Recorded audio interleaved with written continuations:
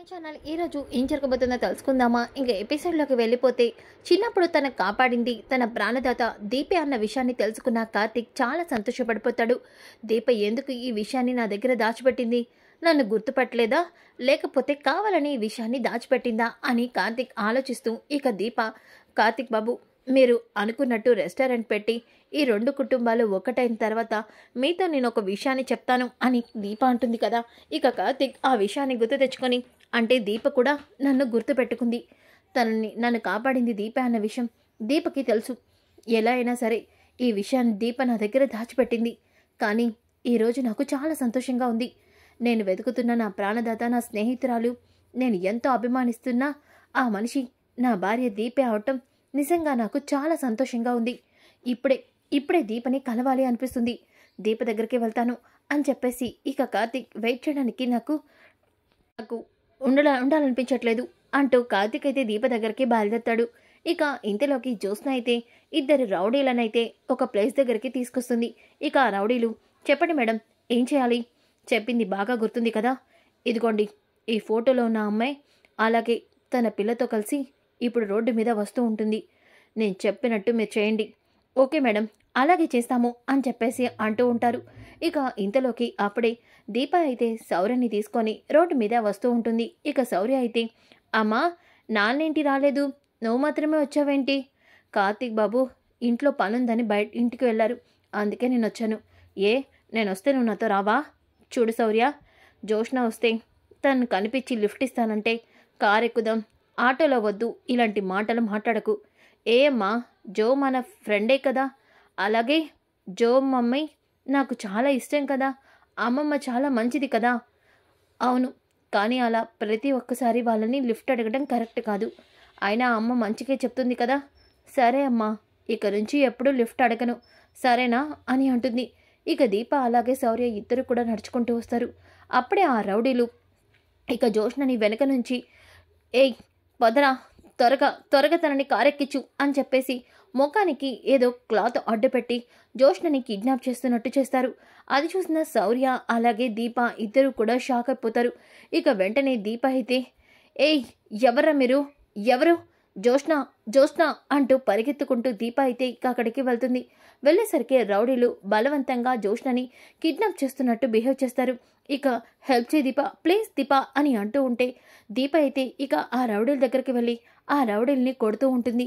ఇంతలోకి జ్యోత్స్న, దీప చాలా బాగా దొరికావు, నా ప్లాన్లో అడ్డంగా ఇరుక్కున్నావుగా అని మనసులో అనుకుంటుంది. ఇక వెంటనే ఆ రౌడీలైతే దీపని నెట్టేస్తారు. ఇక దీప ఏమో, ఏయ్ ఎవర్రా మీరు, అసలు ఎందుకు జ్యోత్స్నని కిడ్నాప్ చేయాలనుకుంటున్నారు, చెప్పండ్రా మీరు అని అంటూ ఉంటే ఇంతలోకి అప్పుడే శౌర్య ముఖం మీద మత్తు మందు చల్లి శౌర్య స్పృహ కోల్పోయేలా చేస్తారు. ఇక అప్పుడే దీప ఏమో, చెప్పరా ఎవరు మీరు అని అంటూ ఉంటే వెనక నుంచి వచ్చిన రౌడీ అయితే దీప తలపైన గట్టిగా కర్రతో కొడతాడు. దాంతో ఒక్కసారిగా దీప అమ్మా అని గట్టిగా అరుస్తుంది. ఇంతలోకి అక్కడే ఉన్న జ్యోత్స్న ఏదో కర్చీఫ్లో మత్తు మందు కలిపి ఇక ఆ కర్చీఫ్ని దీప ముఖం మీద పెడుతుంది. అలా పెట్టడంతో దీప ఒక్కసారిగా అక్కడికక్కడే కళ్ళు తిరిగి కుప్పకూలిపోతుంది. ఇక జ్యోత్స్న అయితే, గుర్తుంది కదా, ఈ పిల్లని తీసుకొని నేను చెప్పిన ప్లేస్కి వెళ్ళండి, నేను చెప్పే వరకు అక్కడే ఉండండి, మిగతాదంతా నేను చూసుకుంటాను అని అనగానే ఓకే మేడం అని చెప్పేసి శౌర్యని తీసుకొని వాళ్ళు కార్లో అక్కడి నుంచి వెళ్ళిపోతారు. ఇక జ్యోత్స్న, దీపా నువ్వు మరి ఇంత పిచ్చిదానివేని అస్సలు అనుకోలేదు. నీ ప్రాణాలు తీయడానికి వచ్చిన నన్ను కాపాడటానికి నీ ప్రాణాలే పనంగా పెట్టావు. ఇప్పుడు నేను ఎవరు కాపాడుతారో నేను చూస్తాను అంటూ జ్యోత్స్న అయితే ఇక కారులో అక్కడి నుంచి వెళ్ళిపోతుంది. ఇక కార్తిక్ అయితే దీప కోసం అని చెప్పేసి వస్తూ ఉంటాడు కదా. ఇదేంటి, దీప స్కూల్ నుంచి వెళ్ళి చాలాసేపు అవుతుందని చెప్పాడే, కానీ దీప ఫోన్ చేస్తే ఫోన్ లిఫ్ట్ చేయట్లేదు, అనసూయ గారు దీప ఇంకా ఇంటికి రాలేదు అని చెప్తున్నారు, అసలు దీప ఎక్కడున్నట్టు అని చెప్పి కార్తిక్ అయితే ఇక రోడ్డు మీద నడుచుకుంటూ వస్తూ ఉంటాడు. అప్పుడే వస్తున్న కార్తిక్కి శౌర్య స్కూల్ బ్యాగ్ కనిపిస్తుంది. ఇది శౌర్య స్కూల్ బ్యాగ్ కదా, ఎక్కడుందేంటి అని చెప్పేసి కార్తిక్ శౌర్య స్కూల్ బ్యాగ్ తీసుకొని ఇక ముందుకి వస్తూ ఉంటే ఒక్కసారిగా అక్కడ వాటర్ బాటిల్ అన్నీ కూడా చెల్లచెదురు కనిపిస్తాయి. ఏంటి ఇవన్నీ శౌర్యవి కదా, ఇవన్నీ ఇక్కడ ఇలా ఉన్నాయంటే దీపకి శౌర్యకి ఏదైనా అయిందా? దీపా శౌర్య, శౌర్య అని గట్టిగా పిలుస్తూ ఉంటాడు. కానీ అక్కడ ఎవరూ కూడా కనిపించరు. ఇక ఇంతలోకి కార్తీక్ దీప కాలు కనిపించడంతో ఇదేంటి అక్కడ ఎవరో పడిపోయినట్టున్నారు అని చెప్పేసి మెల్లగా అక్కడికి వెళ్తే అక్కడ తుప్పల్లో దీప స్పృహ లేకుండా రక్తపు మడుగులో పడి ఉంటుంది. అది చూసిన కార్తీక్ ఒక్కసారిగా షాక్ అవుతాడు. దీపా, దీపా, దీపా అంటూ ఒక్కసారిగా దీప దగ్గరికి వెళ్తాడు.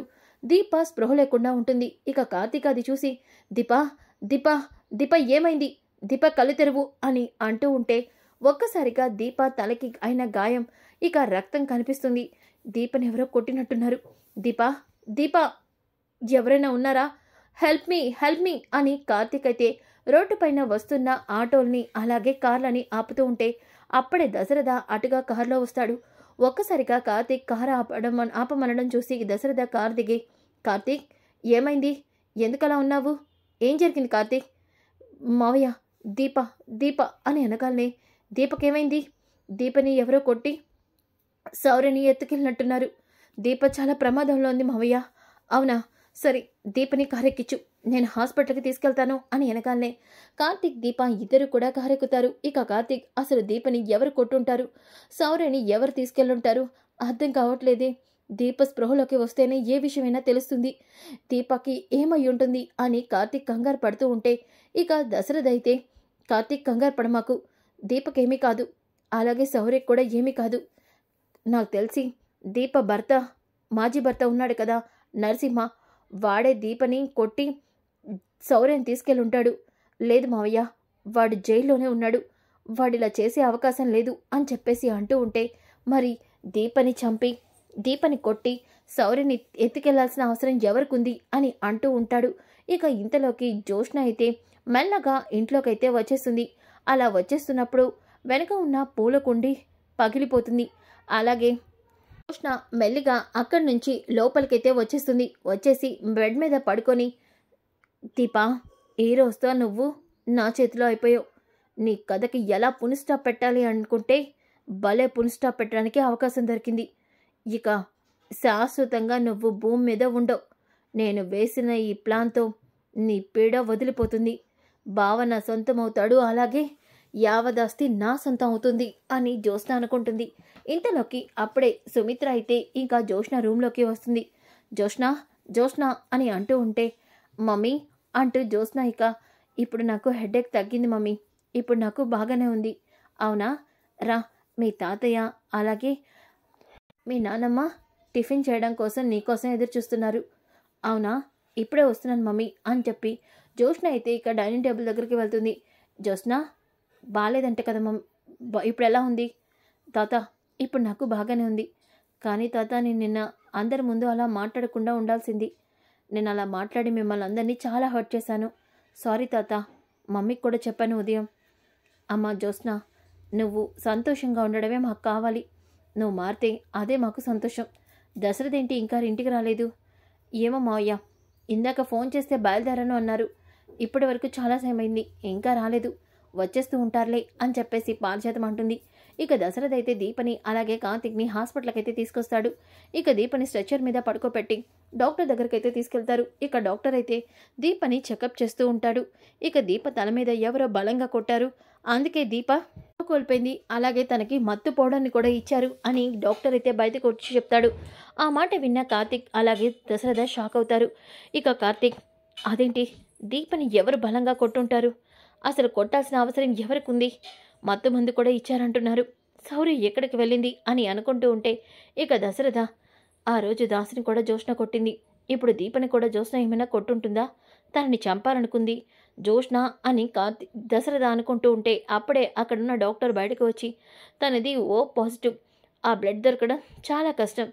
మీరు ఆ బ్లడ్ గ్రూప్ ఉన్న వాళ్ళని ఎవరినైనా పిలిస్తే తనకి బ్లడ్ ఇవ్వాలి అని వెనకాలనే ఇక కార్తీక్, నాది అదే సేమ్ బ్లడ్ గ్రూప్ అని వెనకాలనే ఇక దశరథ, కార్తీక్, నువ్వు 6 months బ్యాకే కత్తితో పొడవటం వల్ల నువ్వు చాలా బ్లడ్ పోగొట్టుకున్నావు. అలాంటప్పుడు నువ్వు వెంటనే బ్లడ్ ఇవ్వడానికి వీల్లేదు. డాక్టర్, నేను తనకి బ్లడ్ ఇస్తాను అని దశరథ అంటాడు. అదేంటి, ఇది మీది సేమ్ బ్లడ్ గ్రూపే కదా అని వెనకాలనే అవును అని అంటూ ఉంటూ ఇక కార్తీక్ అయితే బయట వెయిట్ చేస్తూ ఉంటే దశరథ్ అయితే దీపకి బ్లడ్ ఇస్తాడు. అయితే దశరథ ఫ్రెండ్ డాక్టరే ఆ హాస్పిటల్ డాక్టర్. ఇక దాసుని కూడా ట్రీట్మెంట్ చేశాడే అదే డాక్టర్. ఇక దశరథ బ్లడ్ ఇస్తూ ఉంటే ఇక డాక్టర్ వెళ్ళి దీపని చెక్ చేస్తాడు. ఇక దీప హిమోగ్లోబిన్లో చాలా తక్కువ ఉందని ఇక డాక్టర్కి అయితే అర్థమవుతుంది. ఇక కార్తిక్ అయితే ఏం చేయాలో అర్థం కాక టెన్షన్ పడుతూ ఉంటే అప్పుడే కాంచన అనసూయ కూడా హాస్పిటల్కి వస్తారు. ఇక అనసూయ అలాగే కాంచన, కార్తిక్ బాబు ఏమైంది? ఒరే కార్తిక్, దీపక్ ఏమైందిరా? సౌర్య ఏది? నాకు అదే అర్థం కావట్లేదు మమ్మీ. సౌర్యని తీసుకొస్తానన్న వెళ్ళిన దీప ఇలా కనబడింది, సౌర్య కనిపించలేదు, వెళ్ళి పోలీస్ కంప్లైంట్ ఇవ్వాలి అని అంటూ ఉంటే అప్పుడే కాశీ అలాగే స్వప్న అక్కడికి వస్తారు.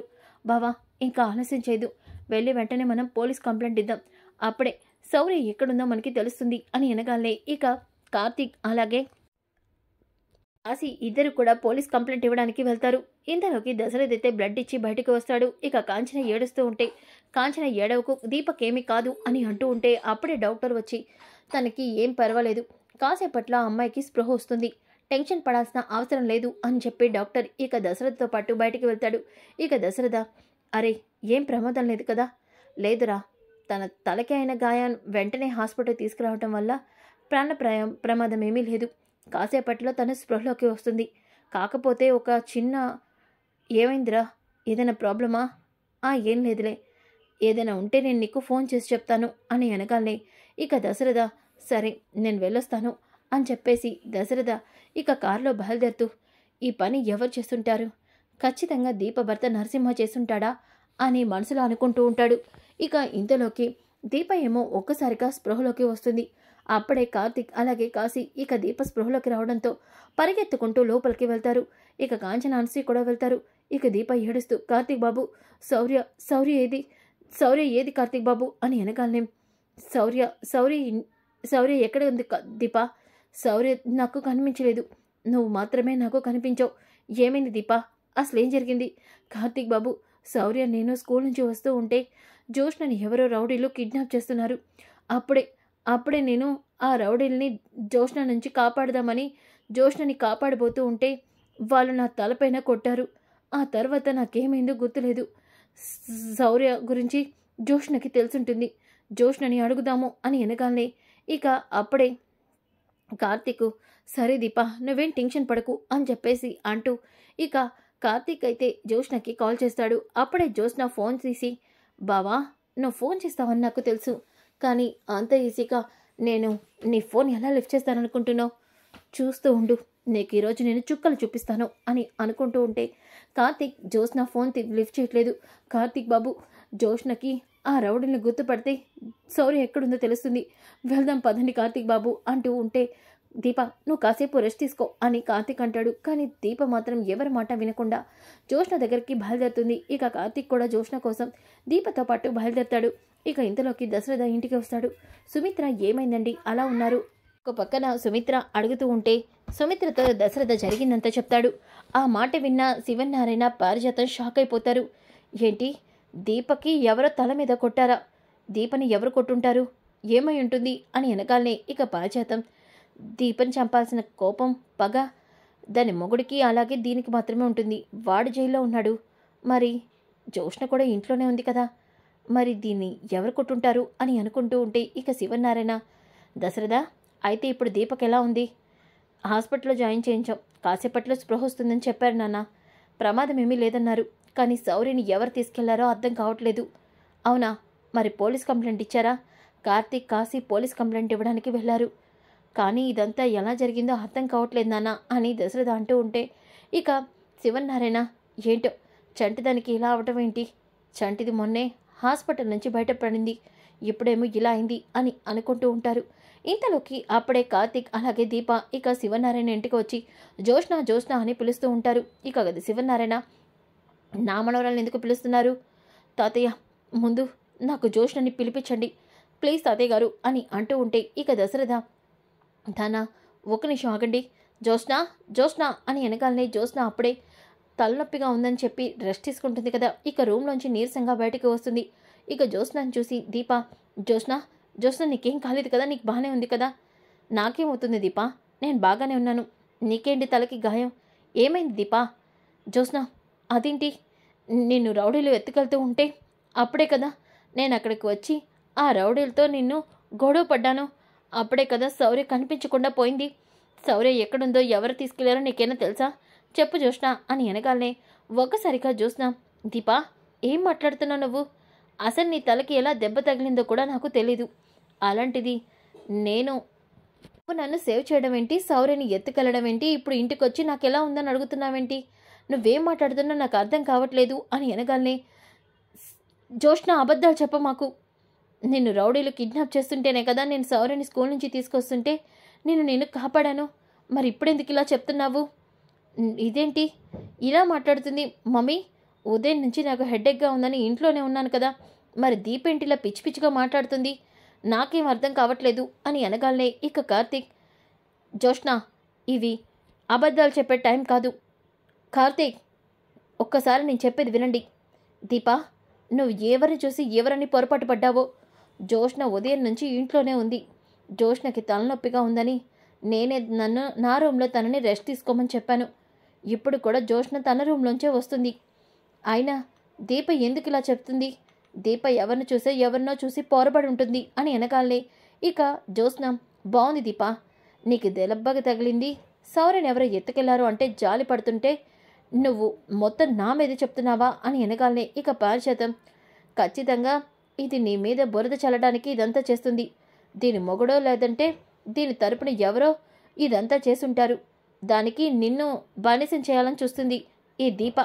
ఇలాంటి వాళ్ళని ఇంట్లోకి రానిస్తే ఇలాగే జరుగుతుంది అని అనగానే శివనారాయణ, ఏంట్రా ఇంకా అలా చూస్తున్నావేంటి? నీ పెళ్ళంతో కలిసి కొత్త నాటకాలు ఆడుతున్నావా? నా మనవరాలపైన దెబ్బ కొట్టాలని ఇద్దరు కలిసి కొత్త ప్లాన్ చేస్తున్నారా? అలాంటి అవసరం ఎవరికి లేదు శివనారాయణ గారు అని చెప్పేసి కార్తీక్ అంటాడు.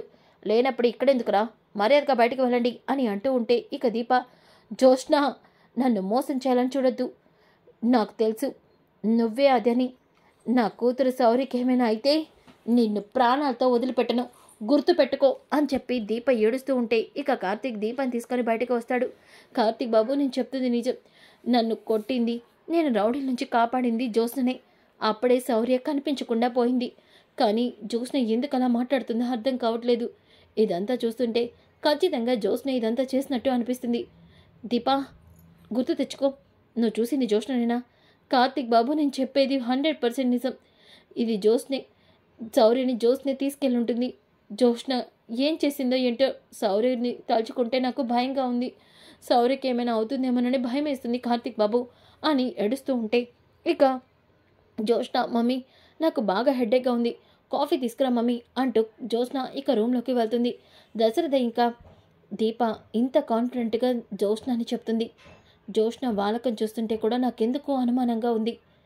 జ్యోత్స్న నిజంగానే దీపని కొట్టిందా?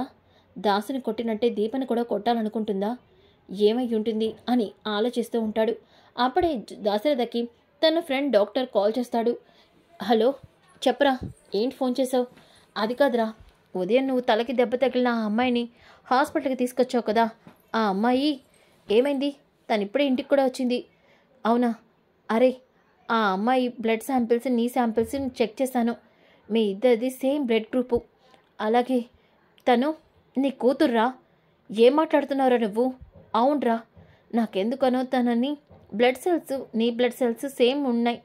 ఇదేంటి, ఇది కేవలం పేరెంట్స్కి మాత్రమే మ్యాచ్ అవుతుంది కదా అని అనుకుని నాకెందుకో అనుమానం వచ్చి చెక్ చేస్తే తను నీ కూతురని రిపోర్ట్స్లో క్లియర్గా వచ్చిందిరా. ఎగ్జాక్ట్లీ, నేను చెప్తుంది 100% నిజం.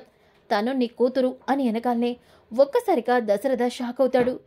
ఏంటి పోతున్నానే, దీప నా కూతురు ఏంటి? జ్యోత్స్న కదా నా కూతురు. అసలు ఏం అర్థం కావట్లేదే. దాసు స్పృహలోకి వస్తేనే ఏదైనా నిజం తెలుస్తుంది అనుకున్నాను. కానీ ఇప్పుడు దీప నా కూతురు అని వీడు చెప్తున్నాడంటే దాసు చెప్పాలనుకుంది కూడా ఇదేనా? కూతురు వారసురాలు, దీపకి అన్యాయం జరుగుతుంది అని రాసింది దీని గురించేనా? అంటే దీప నా వారసురాలా, దీప నా కూతురా అని దశరథ అనుకుంటూ ఉంటే ఇంతలోకి అప్పుడే దాసు ఫోన్ చేస్తాడు. ఇక ఫోన్ చేయగానే దశరథ, ఇదేంటి దాసు ఫోన్ చేస్తున్నాడు అంటూ ఫోన్ తీసుకొని, హలో దాసు, దాసు నీకు బాగానే ఉందా ఇప్పుడు? అన్నయ్య, నాకు బాగానే ఉంది అన్నయ్య. నీతో నేను నిజం చెప్పకుండా మళ్ళీ నేను స్పృహ కోల్పోయే అవకాశం ఉంది. అందుకే నేను ఒక విషయం మీతో చెప్పడానికి ఫోన్ చేశాను. చెప్పు దాసు, ఏం చెప్పాలనుకుంటున్నావు? అన్నయ్య, నా తలపైన కొట్టింది జ్యోత్స్న. నన్ను చంపాలనుకుంది జ్యోత్స్న. ఈ విషయం నాకు తెలుసు దాసు. కానీ ఎందుకు నా కూతురిని చంపాలనుకుంది? చెప్పు దాసు. అన్నయ్య, అంటే మీకు జ్యోత్స్న గురించి నిజం తెలిసిందన్నమాట. జ్యోత్స్న నన్ను చంపాలనుకుంది. మీ ఇంటి వారసురాల గురించి మీకు నిజం చెప్తానని. ఏంటి దాసు నువ్వంటుంది? అవునన్నయ్య. జ్యోత్స్న మీరనుకున్నట్టు మీ కూతురు కాదు. జ్యోత్స్న నా కూతురు. పుట్టగల్లే మా అమ్మ పిల్లల్ని మార్చేసి నా కూతుర్ని మీ కూతురుగా మీ పక్కన పడుకోబెట్టింది. కానీ మీ అసలు వారసురాలు జ్యోత్స్న కాదు, దీప. ఈ నిజం మీకు ఎక్కడ చెప్తారనే జ్యోత్స్న నన్ను చంపాలనుకుందన్నయ్య అని మొత్తం నిజాన్ని దాస్ అయితే చెప్పేస్తాడు. సో ఫ్రెండ్స్, కమింగ్ ఎపిసోడ్ చాలా ఇంట్రెస్టింగ్గా ఉంటుంది. Don't miss. ఈ వీడియో నచ్చితే తప్పకుండా లైక్ చేసి షేర్ చేయండి. Thanks for watching.